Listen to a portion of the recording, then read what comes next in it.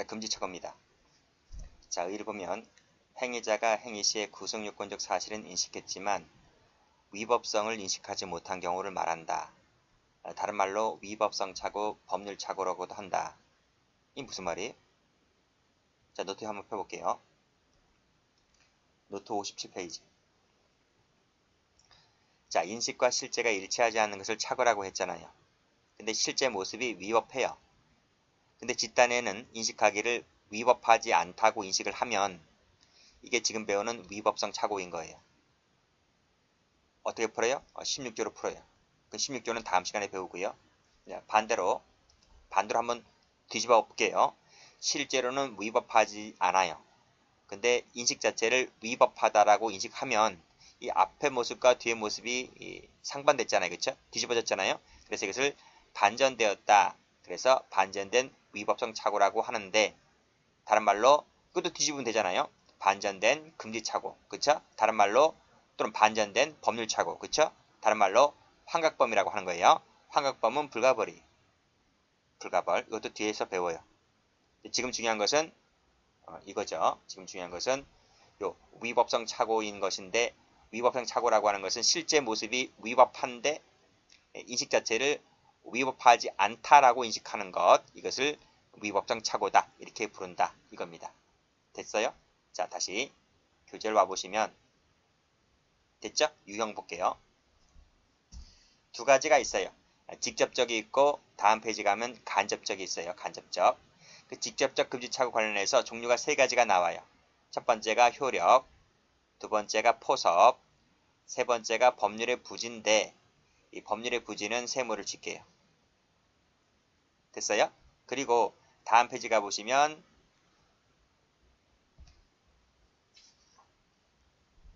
뭐가 나오죠? 간접적이 나오죠? 간접적이 나오죠? 그 밑에 종류가 나오죠? 종류에서 여기 존재 동그라미, 한계 동그라미 이 두 가지에 대해서는 견해 대립이 없어요. 여기 올라가 보시면 1번에 나와 있지? 위법성 조각 사유 존재나 한계 사실을 오인하여 자기 행위가 허용된다고 오인한 경우를 말하는데 이 존재나 한계가 금지착오에 포함된다는 점에 대해서는 견해 대립이 없어요. 그건 전 시간에 설명드렸잖아요. 근데 이 전제 사실에 대한 부분을 포함시킬까 말까에 대해서 견해 대립이 있다. 그래서 이 부분을 따로 뒤로 뺐죠. 밑에 3번으로 뺐죠? 안 뺐어요. 이 3번은 마지막 할 때 배우기도록 하고 다시 한번 앞으로 가볼게요.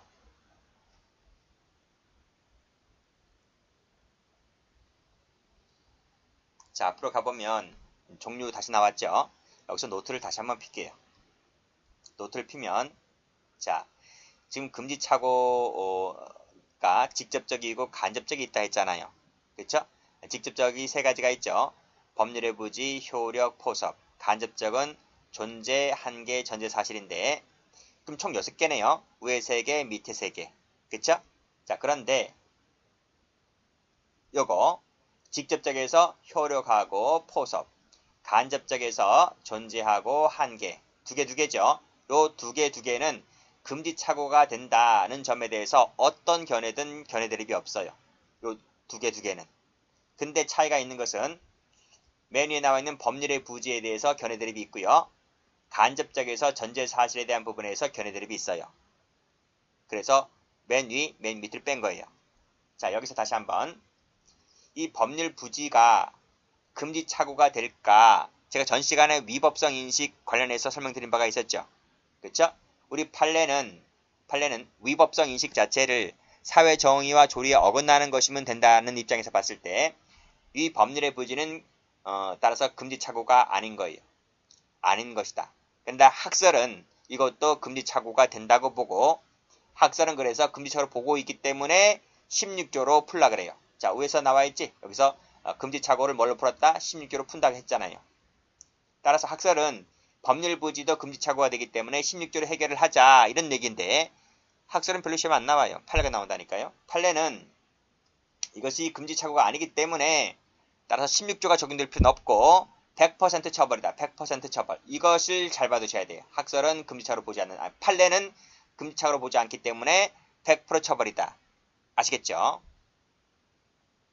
그리고 이 전제 사실에 대한 착오 관련해서 전제 사실을 금지 착오에 포함시킬까 말까 전 시간 했잖아요. 그치? 엄격 책임설은 포함시키자. 제한적 책임설은 포함시키지 말자. 이렇게 해서 전 시간 마지막 시간에 한 적이 있어요. 자, 다시 한번 교재 한번 가볼까요? 가보시면 자, 효력 착오 있고 포섭 착오 있고 법률 부지 나와 있죠?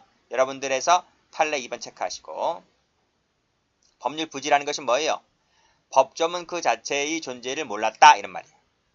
건물 임차인이 건축법 조항도 모르고 무단 용도 변경했다고 했을 때 이거를 금지착오로 보아할 것이냐 이런 말이에요. 판례는 이건 금지착오가 아니라는 거예요. 따라서 100% 범죄가 성립된다 이런 논리입니다. 아시겠죠? 법률의 부지는 용서받지 못한다는 거예요. 법조문을 몰랐다는 것은 핑계거리가 안 된단 말이에요. 객관적으로 그 위반 행위를 처벌하는 조항이 있다면 100% 처벌하자는 거예요. 판례는. 됐죠?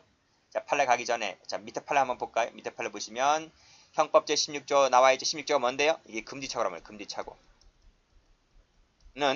자, 밑에 뭐라고 되어 있어요? 법률의 부지 밑줄 그시고 X 법률의 부지를 말하는 것이 아니다. 금지착오에는 법률 부지가 포함되지 않는다. 이런 말이. 여기까지 일단 끊고.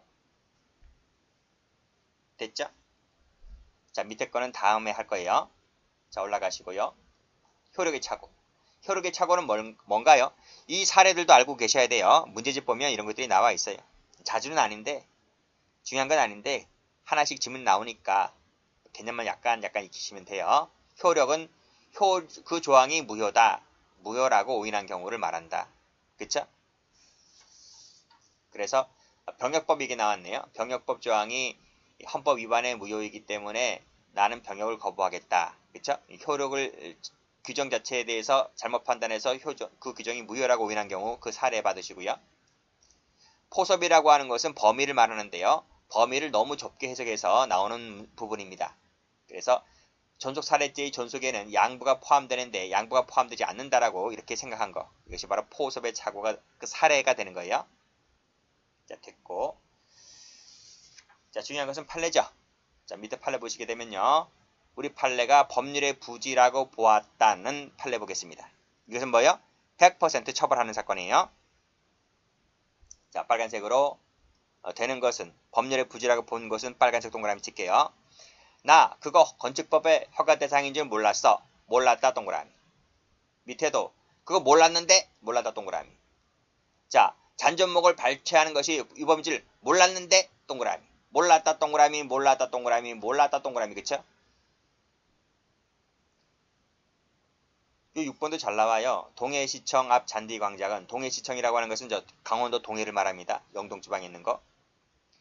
동해시청 앞 잔디광장이 5개 장소에 해당하는지를 몰랐다 하는 것은 법률의 부지가 된다. 그래서 처벌이 된다는 거야. 그러니까 동해시청 앞 잔디광장은 5개 장소거든요. 5개 장소이기 때문에 여기서 집회를 하려면 사전신고를 해야 돼요. 근데 자신은 5개 집회임을 몰랐기 때문에 사전신고를 안 했다는 거예요. 이런 것은 뭐다? 법률의 부지에 해당된다. 집시법 조항을 몰랐다는 것 자체가 핑계거리가 됩니까? 안 된다는 거지, 그치? 그래서 이것은 범죄 성립을 했다. 이런 말입니다. 7번에 꿈에도 몰랐대요. 빨간색으로 동그라미. 이것도 다 법률의 부지라고 봤어요. 다음 페이지. 유사석유 제품인 줄 몰랐대요. 또 밑에도 몰랐대요. 그 밑에도 몰랐대요. 자, 11번도 잘 나와요. 제1번 영주권을 가진 제1교포가 입국할 때 관세 신고를 하지 않아도 되는 것으로 착오했대요. 착오라는 것이 몰랐다는 거예요. 이런 것들 다 법률의 부지라고 보았다. 그쵸? 자, 20번 가볼까요? 13번 가볼까요? 긴급명령 위반 행위 당시 쭉 나와 있는데 확립된 규정이나 그 다음에 판례 학설은 물론이거니와 그 다음 관계기관의 유권 해석이라든지 금융관행이 확립되어 있지 아니하였다. 빨간색으로 확립되어 있지 아니하였다. 동그라미. 이런 것들이 아니 잠깐만요. 빨간색으로 확립되어 있지 아니하였다. 동그라미. 이게 다 뭐예요? 이게 다 법률의 부지다. 이런 말이에요. 확립되어 있지 않았기 때문에 나는 이런 걸 할 수 있다고요? 그건 다 핑계거리밖에 안 된다는 거예요. 자, 밑에 통지를 받고서야 알았대요. 통지를 받고서야 알았다는 말은 통지를 받기 전까지 몰랐다는 거잖아요. 그쵸? 이런 것들 다 법률의 부지라고 보았다. 이런 말이에요. 자, 12번 가볼게요. 12번 체크하시고 비교될 판례가 뒤에 나오기 때문에 일단 체크 한번 해보겠습니다. 유흥 접객업 업소 업주가 그랬네요. 나이트클럽입니다. 나이트클럽. 천지창조라는 나이트클럽 그 업주인데요. 업주가 경찰 당국 단속 대상에서 제외가 되어 있었던 만 18세 이상의 고등학생이 아닌 미성년자는 출입이 허용되는 것으로 알고 있었다 하더라도 여기서 이 두 줄짜리를 빨간색으로 동그라미 칠게요. 빨간색으로 두 줄짜리를 해서 출입시켰는데 이것은 판례가 뭐라고 그랬어요? 미성년자 보호법이라고 하는 그쵸? 그 조항을 알지 못했다라고 하는 단순 법률 부지에 해당된다. 그래서 법 조문을 몰랐다는 것은 핑계거리가 안 되기 때문에 법률의 부지는 용서받지 못한다는 것 때문에 따라서 미성년자 보호법 위반죄로 처벌되었었다. 이런 말이. 근데 여기서 비록 경찰 당국에서 단속 대상에서 제외되었다 하더라도 이는 뭐다? 법률 착오에 기인한 것이라고 볼 수가 없다 그랬습니다. 그러니까 경찰 당국에서 제외하였다고 하면 이것을 믿을 만한 것이긴 한데 판례 뭐라 그랬어요? 미성년자 보호법 조항이 충분히 있음에도 불구하고 그걸 몰랐다는 것 자체는 뭐다? 법률의 부지가 된다라고 보았다. 이 정도까지만 해두시면 됩니다. 깊이 있게 들어가면 더 힘들어져요. 됐나요? 됐고 그 다음에 밑에 가보시면 자 민사소송법 기타 해석을 잘못하여 압류물의 효력이 없어진 것으로 착오하였다든지 해야 할 권리가 있다고 오신하였다 세무치시고 그랬을 때는 이건 법률 부지가 아니에요. 이건 법률 부지라고 보지 않고 단순히 고의 조각이다. 고의 조각이어서 무죄가 되었던 사건입니다. 법률 부지는 아닌 거예요. 아니지만 처벌을 면했던 사건이고 앞에 있는 사건을 다 뭐예요? 처벌을 했던 사건이고 이렇게만 정리하시면 돼요. 자 다음 자, 간접적 금지 착오 한번 가볼게요. 자 존재 착오가 뭘까? 존재에 대해서 착오하는 거고 한계는 한계에 대해서 착오를 하는 거예요. 자 남편이 부인에 대한 징계권이 있나요? 없잖아요. 존재에 대한 착오를 했죠. 환자의 동의가 없어도 처벌할 권한이 있다고 믿나요? 수술할 권한이 있어요? 동의가 없는데? 존재에 대한 착오죠. 자, 한계는 뭘까요? 사인이 현행범을 체포하면서 주심까지 허용되나요? 허용이 안 되는데? 그 허용 한계를 넘었죠. 자, 24시간 정도 감금해도 괜찮대요. 맞아요? 한계를 허용했고 장례치비은 정당방위가 안 되잖아요. 그쵸? 현지 침해밖에 안 되잖아요. 또 한계를 뛰어넘었기 때문에 한계에 대한 착오라고 이렇게 일컬어져요. 이런 사례들도 말아두시고요. 그래서 문제 이렇게 나와요. 징계권이 있다고 믿고 부인을 구타한 경우는 한계에 대한 착오다? 아니에요. 존재에 대한 착오죠. 이렇게 말장난치는 게 시험 문제 가보면 기출문제 가면 나와 있어요. 일단 개념은 쉽죠. 쉽고 이제 문제는 뭐예요? 위전착을 공부할 거다. 이런 말. 위전착. 자, 일단 개념 자체가 어려우면 그 예부터 봐두시면 되는데 제일 출제가 잘 되는 것이 기억이기 때문에 기억만 체크를 해둘게요. 이거 본 적 있을 거예요. 한밤중에 찾아온 우편 배달부를 강도로 오인했다. 이게 오상방이다. 한번 한 적 있을 텐데요. 자, 노트 저 맨 앞에를 가서 위법성 조각사유 편 한번 보세요. 이거 본 적 있죠? 위법성 조각이 되려면 객정도 있어야 되고 주정도 있어야 된다. 그쵸? 그쵸? 근데 자, 첫 번째 그림과 두 번째 그림은 제가 다 강의를 했었습니다. 자, 마지막 그림 볼게요. 객관적 정당한 상황이 없어요. 근데 집단에는 이게 있다라고 오인 착각을 하는 거예요. 그 사례가 바로 밑에 있는 사례란 말이에요. 자, 볼게요. 자, 지금 이게 누구였어요? 택배 기사 아저씨잖아요. 택배 기사 아저씨. 그쵸?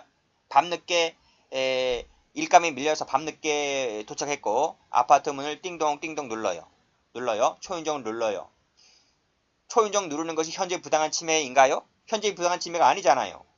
근데 A라는 여성이 이 문을 향해 보니 문을 통해서 보니까 택배기사 같기도 한데 택배기사라고 하는데 가만히 보니까 눈이 쭉찢어진 게 강도 같아요. 그래서 이 강도구나 라고 해서 문 열자마자 몽둥이로 후리치는 거예요. 강도가 아닌데 강도라고 생각하고 후려치는 거예요.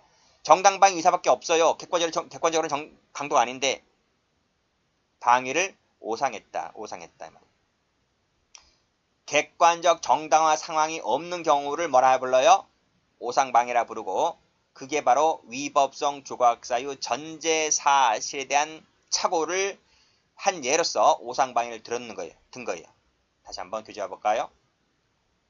보시면 우편배달부를 강도로 오인하여서 후려친 거 오상방위가 그 대표적인 사례가 되는 것이고 이 사례를 통해서 한번 보도록 하겠습니다. 이 위전착이라고 하는 것은요. 사실착오의 면도 있고 금지착오의 면도 있어요. 두 가지가 다 겹쳐있는 부분이 바로 위전착이다 이런 말이에요. 의의 다시 한번 볼게요. 존재하지 않는 위법성 조각사유 객관적 사실 그쵸? 지금 객관적 정당화 상황에 대한 착오잖아요. 그쵸? 그것을 마치 존재한다고 오신하고 그 조각사유에 해당하는 행위를 했을 때 이거 바로 위전착이다. 줄여서 위전착 그 한 예로 오상방위다 이런 말이에요. 이때 이 여성의 죄책은 하는 겁니다. 자, 견해드립 나왔네요. 그래, 견해드립 나와 있단 말이에요. 이것을 사실착오로 봐야 되느냐 금지착오로 봐야 되느냐 두 가지 모습이 다 있거든요. 뭐로 봐야 돼? 그래서 학설이 나오기 시작을 한다 이런 말이에요. 우리 엄격고의설 저번 시간에 배웠죠. 그 다음에 소극적 구성요건 표지 이론도 맨 앞에서 배웠죠. 엄격 책임설 앞에서 배웠잖아요. 그리고 다음 페이지 가보시면 제한적 책임설이라고 해서 두 가지가 나와요. 그럼 총 몇 가지 학설이죠? 5개죠. 5개 학설이 나온다. 다시 한번 가볼게요. 자, 일단은 이론만 나오면 머리 아파하는 학생들이 있어요. 이론만 나오면. 그러면 외우세요. 일단 외우세요. 어떻게 외우시냐면 엄격 고의설 과실범 동그라미 빨간색으로 소극적 과실범 동그라미 엄격 책임설 요건 고의범입니다. 고의범이니까 다른 색깔로 고의범 동그라미 다음 페이지 가보시면 과실범 동그라미 그 밑에 법효과 제한적 책임설에서 과실범 동그라미 이게 다예요. 답 나왔어요? 다 과실범 처리하는데 한 가지만 뭘 처리해요? 고의범 처리하는 거예요. 그게 바로 엄격 책임설인데 엄격 책임설이 이 학설들 중에서 제일 시험에 잘 나와요. 됐어요? 자, 그러면 하나씩 예를 들어볼 테니까 일단 설명을 잘 듣고 답만 외우시면 됩니다. 다시 한번 노트 한번 가볼게요. 자, 이게 그 사례죠. 택배기사 아저씨를 지금 강도라고 오인해가지고 후려친 거잖아요. 자, 첫 번째 엄격 고의설. 엄격이란 말을 써도 되고 안 써도 돼요. 보통 고의설 하면 보통 대부분 다 엄격 고의설을 말합니다.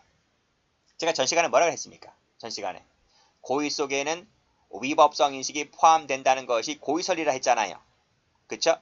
자, 따라서 위법성 인식이 없다면 고의가 탈락된다는 것이 고의설이었잖아요. 그래서 이 A라는 여성에게는 내가 위법성 인식을 한다는 인식 자체가 없어요. 나는 강도라고 오인했는데 강도이기 때문에 나는 강도라고 오인했고 따라서 나는 강도를 때리는 것은 위협한 것이 아니잖아요. 그래서 A라는 여성은 위법성 인식을 한다는 것 자체에 대한 인식이 없어요. 따라서 고의가 탈락되는 거예요. 다만 뭐가 있지? 문구멍을 통해서 제대로 봤었어야지 제대로 못 보면 뭔 질문을 해서 답변하는 걸 보고 강도인지 아닌지를 맞출 수가 있잖아요. 따라서 그 부분에 과실이 있다는 거예요. 그래서 이 엄격 고의설은 이것을 과실범 처리하는 거예요. 됐어요? 다시 한번 와보세요. 자, 엄격 고의설은 뭘 처리한다? 밑에 과실범으로 처리를 한다. 됐어요? 나머지 건 일단 보지 마세요. 다시 앞으로 한번 가보시면 소극적 구성요건 표지론 저 맨 앞에서 했는데 자, 소극적 구성요건 표지론은 모든 착오를 다 무슨 착오로 푼다고 했어요? 위법성 조각사의 착오를 다 구성요건 착오로 푼다 그랬어요. 찾아보세요. 그럼 어떻게 해야 돼? 구성요건 착오로 푸니까 구성요건 착오 조문이 직접 적용되는 것이니까 따라서 고의가 조각되고 그 부분에 과실이 있다면 과실범 처리한다. 이것도 그래서 과실범 처리하는 거예요. 다시 한번 와보세요. 교재 한번 와보시면 여기 소극적 구성 표지 이론은 이 착오를 무슨 착오로 푼다? 구성요건적 착오로 푼다. 따라서 이 조항이 직접 적용되다 보니까 고의가 탈락되고 다만 그 부분에 과실이 있다면 과실범 처벌한다. 그쵸? 자, 엄격 책임설. 자, 바로 전 시간에 뭐라 그랬어요? 엄격 책임설은 위법성 조각사에 관련된 모든 착오를 다 뭐로 푼다? 금지착오로 푼다. 금지착오로. 금지착오는 어떻게 풀던가요? 다음 시간에 배우는데 그러한 착오에 정당한 이유가 있느냐 없느냐로 결론을 달리하죠. 정당한 이유가 있다면 책임이 조각될 것이고 정당한 이유가 없다면 책임이 인정될 것이고 근데 이 사례의 경우에는 이 여성에게는 정당한 이유가 없다고 봐요. 그래서 정당한 이유가 있는 것이 아니라 없다고 보는 것이기 때문에 따라서 이것은 고의범 처리를 한다. 상해를 했으면 상해죄 기수가 되는 거예요. 이해되시겠죠? 이거 한 번 듣고 이해가 안 돼요. 자꾸 들으셔야 돼요. 자, 모든 착오를 전부 다 금지착오로 푼다. 그래서 16조가 적용되는 것이기 때문에 정당한 이유가 있다 없다를 놓고 따지는 것인데 이 사안이 같은 경우는 정당한 이유가 없다고 보는 것이기 때문에 고의범 처리를 한다. 됐습니까? 이걸 정확하게 하려면 16조를 배우고 와야 돼요. 근데 일단 이렇게 정리하시면 돼요. 고의범 처리라는 거예요. 고의범 처리.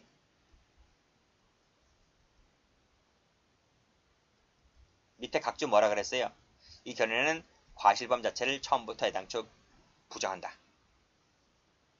됐죠? 자, 다음. 자, 제한적 책임설이 두 가지가 있다 했죠? 유추적용설이 있고 법효과 제한적이 있는데 이 제목도 알아두셔야 돼요. 자, 다시 노트 갈게요. 자, 유추적용설. 이 두 가지가 제한적 책임설 얘기입니다. 자, A라는 여성이 문구멍을 통해서 이 택배 아저씨를 봤는데 이 A라는 여성은 문구멍을 통해서 잘못 봤어요. 눈이 삐꾸되었다. 눈이 삐꾸, 머리 삐꾸 제가 강의했죠.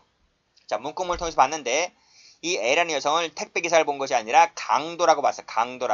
강도라고 보았다. 무슨 말이야? 눈이 삐꾸되었다. 이런 말이. 그래서 아하, 사람을 잘못 봤구나. 우리가 맨 앞에서 봤던 뭐하고 비슷해요? 13조 사실착오와 구성요건적 착오와 유사하잖아요. 이게 사람을 잘못 본 게. 그래서 이때는 고의가 탈락이죠. 고의가 탈락인데 고의가 무슨 고의예요? 구성요건적 고의잖아요. 사실착오니까 구성요건적 고의를 다른 말로 무슨 고의라 그래요? 불법고의. 불법고의. 이 고의가 없기 때문에 고의가 탈락되는 것이고 다만 그 부분에 과실이 있다면 과실범으로 갈 것이다.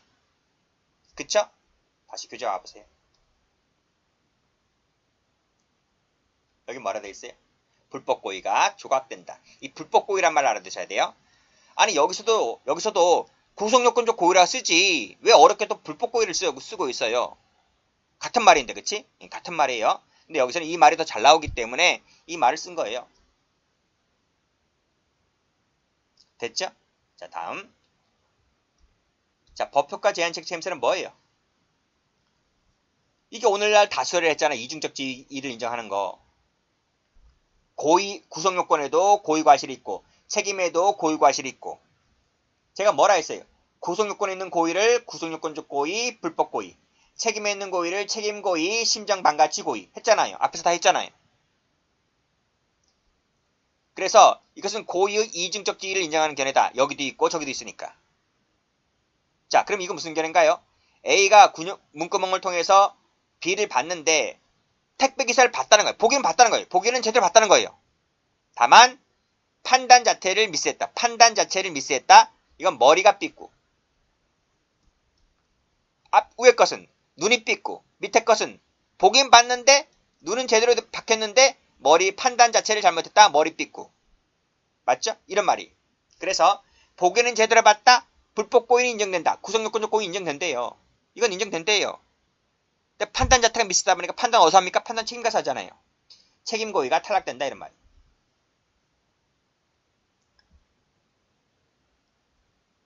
제가 친절하게 구성요건적 고의를 써놨잖아. 몽둥이로 눈앞에 있는 사람을 친다는 것은 그 자체에 대한 고의는 인정했다고요. 다만 나는 심보가 나쁜 심보가 아니잖아요. 나는 지금 강도를 잡는다고 때린 것인데 내가 심보가 고약해요? 아니잖아요. 그래서 책임 고의가 탈락된다는 거예요. 심보가 고약하면 책임 고의도 인정되죠. 근데 심보가 나쁜 것이 아니기 때문에 책임 고의는 탈락되어서 다만 구성요건적 고의만 인정되는 것이기 때문에 그래서 과실범 처리하자 이 말이에요. 다시 한번 봐보세요. 여기 뭐라 돼 있어요? 이중 기능을 인정한대요. 입장에서 하는 말인데 뭐가 인정된다는 거예요? 그래, 구성요건적 고의는 인정되지만 책임 고의가 탈락된대요. 시험이 이것을 바꿔내요. 이것을 바꿔낸다고. 구성요건적 고의, 불법 고의를 책임 고의와 바꾸어서 내요.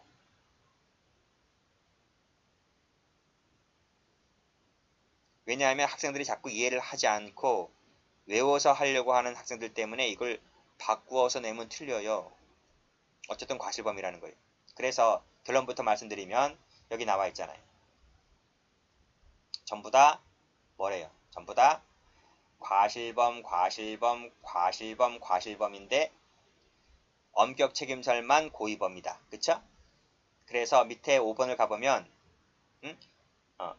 여기서 가장 무겁게 처벌하는 견해가 뭐다? 여기 나와 있는 엄격 책임설이다. 이런 말. 엄격 책임. 다 고의범 처리니까. 그래서 예를 한번 볼게요. 예를 보시면 우편 배달부를 강도로 오인했잖아요. 상해를 가했을 때 가해자 측은 나머지 학생들은 다 뭐다? 과실범 처리를 하는데 이 엄격 책임설만큼은 뭐다? 상해죄를 처리하잖아요. 이것도 시험 문제란 말이에요. 시험 문제. 됐어요? 됐지? 됐어요. 이제 하나 안 했네요. 뭘 안 했어요? 공범 여부를 안 했잖아요. 자, 노트 한번 가볼게요. 노트 다음 페이지 보시면 여기 나왔죠. 공범이라고 하는 것은 제가 맨 앞에서 설명할 때 어디서 만들어진다고 했어요? 이 행위라는 부분에서 위법성에서 이 공범이 만들어진다 했어요. 공범이라고 하는 것은 두 가지만 있으면 딱 되는 거예요. 이 두 가지만 있으면. 이 두 가지가 행위 아닙니까? 책임은 필요 없죠. 책임에서는 행위를 필요 없고 행위라고 하는 것, 공범이라고 하는 것은 이 두 가지만 구비가 되면 공범이 만들어져요. 근데 이 5개 학설들 중에서 전부 다 삑사리가 어디서 납니까? 삑사리 이제 앞에서 다 나오고 있잖아요. 앞에서 다 나오고 있잖아요. 그쵸? 앞에서 다 나오고 있기 때문에 엄격 고의설, 소극적 요지론, 유추적 용설은 앞에서 다 삑사리 나오고 있기 때문에 이것은 다 공범 처리가 인정이 안 돼요. 자, 공범을 인정하는 경우는 엄격 책임설은 이 책임론에 와서 지금 착오 여부를 따지고 있기 때문에 책임론에 왔다는 얘기는 구성요건과 위법성이 인정되어야 이 책임론에 오게 되는 거잖아요. 그렇죠? 책임론까지 왔다는 것은 이 두 가지는 구비가 되었기 때문에 공범이 인정된다는 거예요. 그래서 엄격 책임설은 공범을 인정하게 되고요. 법효과 제한적 책임설도 이중적 지위를 인정하는 개념이 있다 보니까 여기서 책임고의를 따지고 있잖아요. 그래서 이것도 공범이 인정되는 거예요. 공범 인정하는 것은 두 가지밖에 없어요.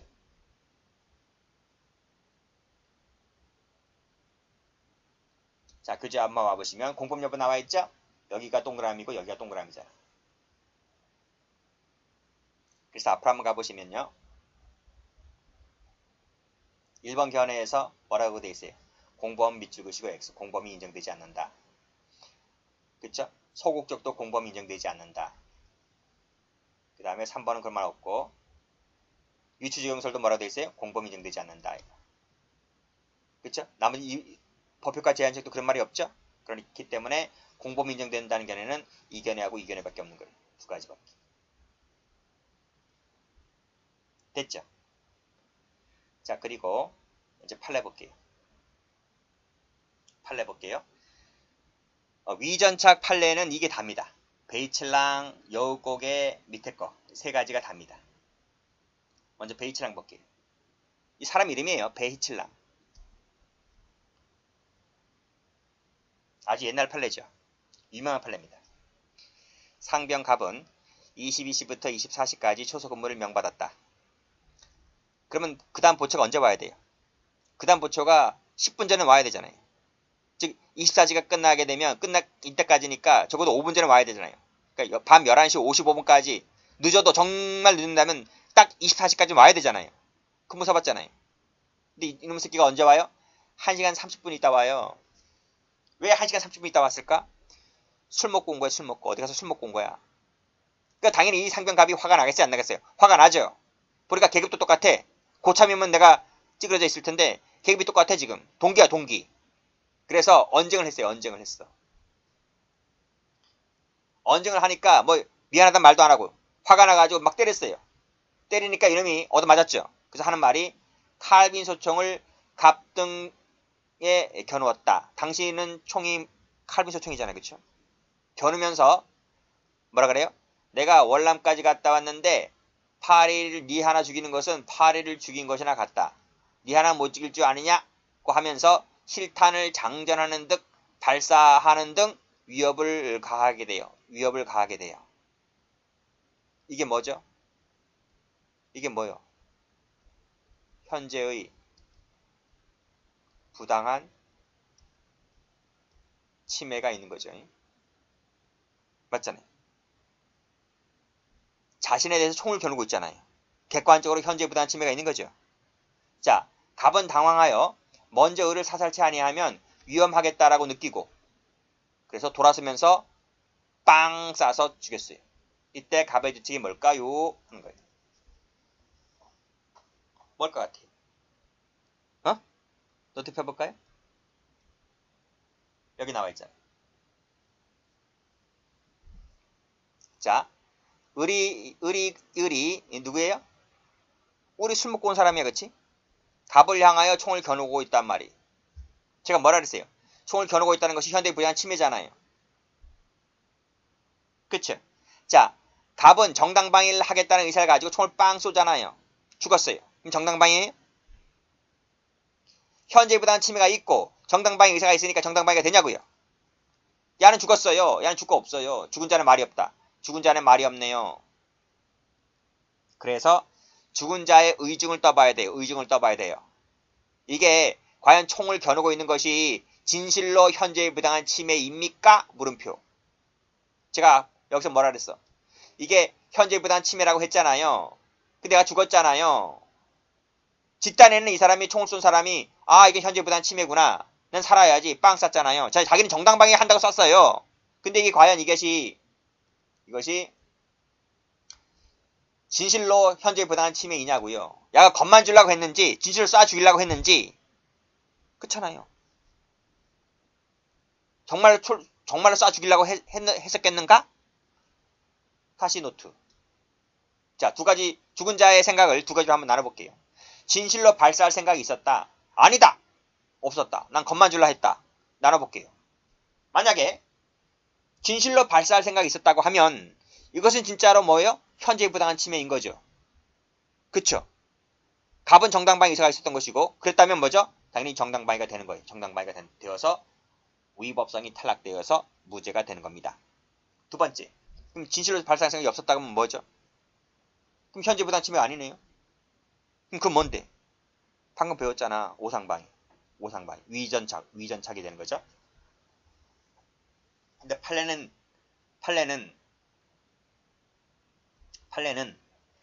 이 오상방위를 어떻게 풀어요? 판례는. 지금 판례 문제잖아요. 682도 370이면 판례잖아요. 그러면 앞에 나와 있는 이 학설들 고의설, 소극적 표지이론, 엄격 책임설, 유추직용설 이건 학설이지 이건 판례가 아니잖아요. 판례가 학설 따라다니던가? 판례가 학설 따라다녀요. 제가 저번에 말한 적이 있을 텐데 판사가 똑똑해요. 대학교 교수가 똑똑해요. 사법시험을 붙고 대법관까지 가려면요. 대법관까지 간 사람들이 우리나라에 몇 명 안 되잖아요. 대법관을 거쳐간 사람들이. 대학 교수는 수천 명이잖아요. 대학 교수는 수천 명, 수만 명. 대법원 판사까지 갈 정도가 되면 대학 교수는 그냥 어린아이 취급해요. 이 학설들 개무시한다니까요. 대법원 판사들은 이 학설들 안 따라가요. 그래서 판례는 뭐라 하냐면요. 이렇게 봐요. 그 부분을 가만히 보니까 그렇게 믿을 만한 정당한 이유가 있다라는 거예요. 그럼 정당한 이유가 있으면 16조에 따라서 책임이 조각되어야 한다 이렇게 봐야 되잖아요. 이 맨 앞에서 뭐라고 했어요? 여기서 위법성의 착오, 금지 착오에 관한 부분은 16조에 따라 가자.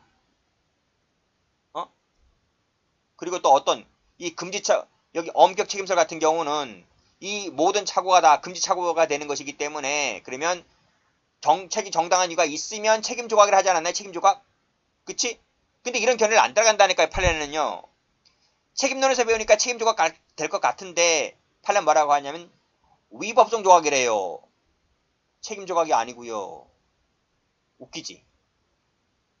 웃기지? 노트 다시 한번 가볼게요. 위법성 조각 사유를 다시 한번 가볼게요. 여기 보는 정당방위든 우연방위든 오상방위든 이 모든 것이 다 어느 파트에서 나오는 착오예요. 지금 위법성 조각 사유 아닌가요? 책임에서 배우는 게 책임에서 나오는 게 아니잖아요. 이 세 가지가 전부 다요. 그러니까 그 중에 하나인 오상방위도 위법성에서 해결하자는 거예요. 왜 책임까지 끌고 가냐는 거예요. 그래서 결론은 뭐다? 위법성이 없다고 한다요. 책임이 없다가 아니고요. 근데 학자들은 왜 책임론에서 강의를 하나요? 책임 능력자만이 할 수 있는 것이 위법성 인식이니까 그래서 책임 능력자만이 위법성 인식을 할 수가 있는데 그 부분에 삑사리가 나면 위법성 착오가 되잖아요. 그렇죠? 그래서 책임론에서 강의를 하지만 근데 학자들이 그런 거고 실무가들은 이것이 원래 번지수는 위법성 번지수이기 때문에 위법성이 없다 이렇게 풀어요. 시험은 판례죠. 판례이지만 순수한 이론 문제가 나올 수가 있기 때문에 그 순수한 이론 문제는 여기서 배우라 이 말이에요. 기출문제집감 다 나와 있어요. 그래서 자 결론은 뭐예요? 진실로 발사할 생각이 있어도 무죄, 없어도 무죄. 정당한 이유가 있다면 무슨 말인지 아시겠죠? 결론은 차이가 없어요. 다시 한번 가보시면 자 이게 2번이죠. 1번은 정당방위 시간에 배웠잖아요. 2번 볼게요. 가사 피고인에게 피해자에게 피고인을 상해할 의사가 없고 객관적으로 급박하고 부당한 침해가 없었다 손 가당하다라도 그쵸? 가정하재요. 어떻게 가정하재요? 이렇게 가정하자. 이렇게 진실로 발사할 생각이 없었다라고 하는 것으로 이렇게 가정하자예요. 해보니까 피고인으로서는 급박하고도 부당한 침해가 있는 것으로 오인한 데 대하여 정당한 이유가 있다. 있는 경우에 해당된다고 아니할 수 없다는 말은 정당한 이유가 있더라. 이런 말이에요. 그럼 선생님 여러분들이 저한테 질문하셔야 돼요. 그래 정당한 이유가 있는데 위법성이 없다는 건 어디에 있습니까? 여기 있잖아 밑에. 여우고기 사건에서 정당한 이유가 있다면 뭐가 나와요? 위법성이 없다. 밑에 판례에서도 정당한 이유가 있다면 여기 그렇게 믿는 데에 상당한 이유가 있다 그랬죠? 상당한 이유가 있다면 위법성이 없다. 이렇게 나오잖아요. 그래서 이거를 알아두셔야 돼요. 이 부분은. 그리고 뭐다? 정당한 이유가 있다는 부분. 있을 때 한해서 위법성이 없다. 있을 때 한해서 없다. 그래서 어떤 기출문제를 가보면 이 정당한 이유를 빼요. 상당한 이유를 빼고 출제하면 틀려요. 이 상당한 이유가 있다는 것을 잘 찾아보셔야 돼요. 문제를 풀 때.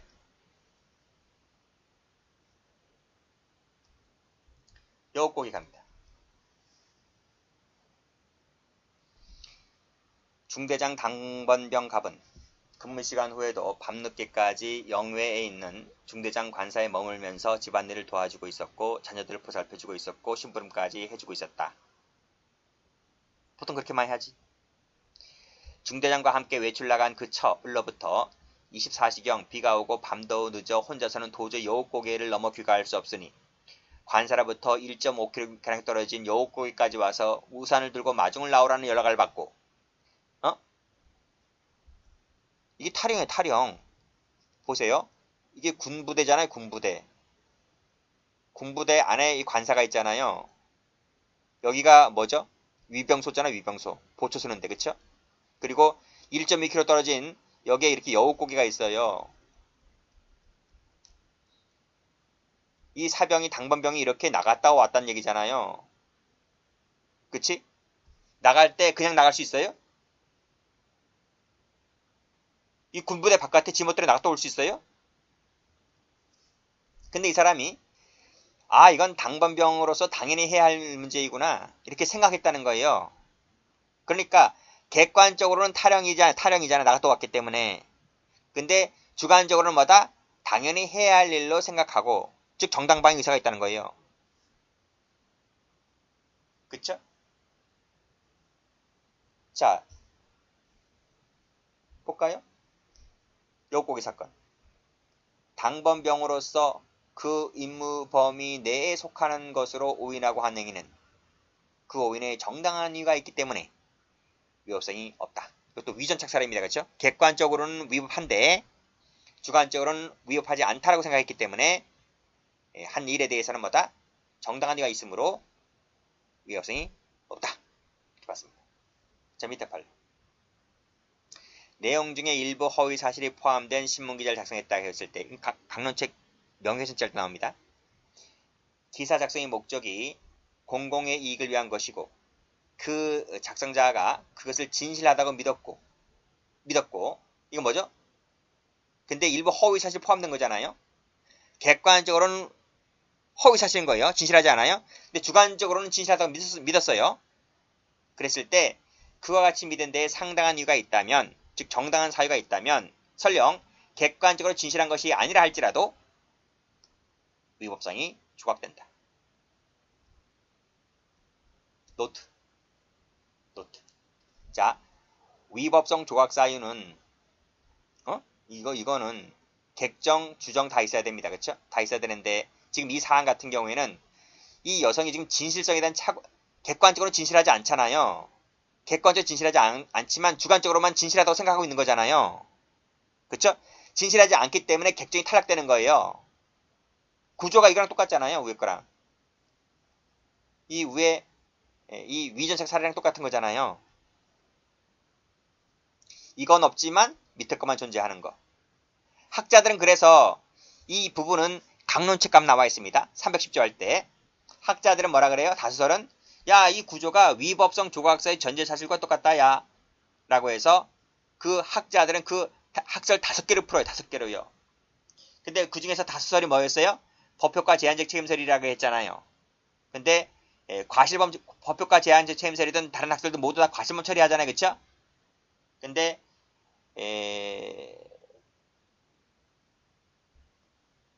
과실범은 처벌조항이 없어요. 명예훼손죄는 과실범 처벌조항이 없다고요. 그래서 무죄가 돼요. 판례는 이걸 뭘로 풀어요? 위에서 배운 그대로 논리로 풀어요. 그 착오에 정당한 이유가 있다면 위법성이 탈락된다. 이렇게 줄곧 하나로 유지한 상태에서 줄곧 이렇게 위법성이 없다. 이렇게 풀기 때문에 판례 논리를 잘 받으시기 바랍니다. 다시 한번 와보시면 자, 진실한 사실이라는 것이 증명이 없다 손치더라도 즉 객정은 없다 할지라도 주관적으로 주정은 있다면 그렇게 믿을 만한 부분에 대해서 상당한 이유가 있다면 위법성이 조각된다. 이것을 책임 조각된다 그러면 틀려요. 여기까지 하겠습니다.